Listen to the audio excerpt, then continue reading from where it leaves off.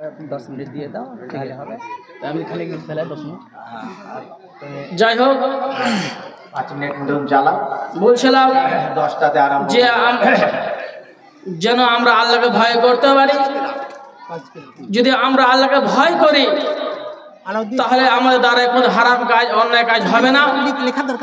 যদি আমরা আল্লাহকে ভয় করতাম তাহলে মানুষ জেনা ব্যভিচারে লিপ্ত হতো না। যদি আমরা আল্লাহকে ভয় করতাম সুদ খেত না। আমাদের ভিতরে আল্লাহর ভয় নেই বলে অন্যায় অবিচার চলছে, স্বপ্নে গুনাহ কাজ করছে। কিন্তু আমরা আল্লাহকে ভয় করি না। আল্লাহর ইবাদত করতে হবে, আল্লাহকে ভয় করতে হবে। যেমন করে বলছেন মসজিদের শুনরে আজান চল নামাজে চল, সান্ত্বনা তোর বখে পাবি বল রে চল নামাজে চল। ধুলা মাটি লাগলো মনের মাঝে, সাপ হবে তুই দাঁড়াবি যাই নামাজে। মাঝে বারে মতো করবি স্মরণ কিবা তাতে চল, চল নামাজে চল রে চল নামাজে চল।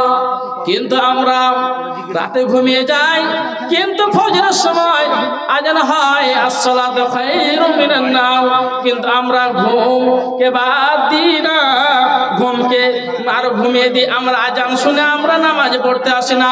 দিনের বেলা আজান হয় কিন্তু আজান শুনে আমরা মাঠে চলে যাই, ঘাটে চলে যাই, বাজে চলে যাই, কিন্তু আমরা মসজিদে আসি না। তাই বলছেন কবি তোমরা চল নামাজে চল রে তোমরা চল নামাজে চল। যদি আমরা আল্লাহকে ভয় করতাম তাহলে আমরা কেউ নামাজ ছাড়তো না। এখন দেখা যাচ্ছে মসজিদ লোড হয়ে যাচ্ছে, কিন্তু রমজান মাস পাওয়ার পর আর মসজিদ লোড হবে না। যেগুলো মসজিদ সেগুলো থাকবে, কিন্তু বাড়তি মসজিদ থাকবে না। যাই হোক আমরা যেন প্রত্যেক আল্লাহকে ভয় করতে পারি, যেন আমরা আল্লাহ ইবাদত করতে পারি, যে আল্লাহ ইবাদত করে মৃত্যুবরণ করলো। আমিন। আসসালামু আলাইকুম।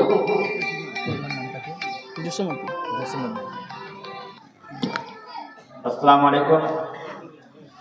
আমাদের ছেলে নাজউদ্দিন ইনশাআল্লাহ খুব সুন্দর হাদিস ও কোরআনের কথা আলোচনা করেছেন।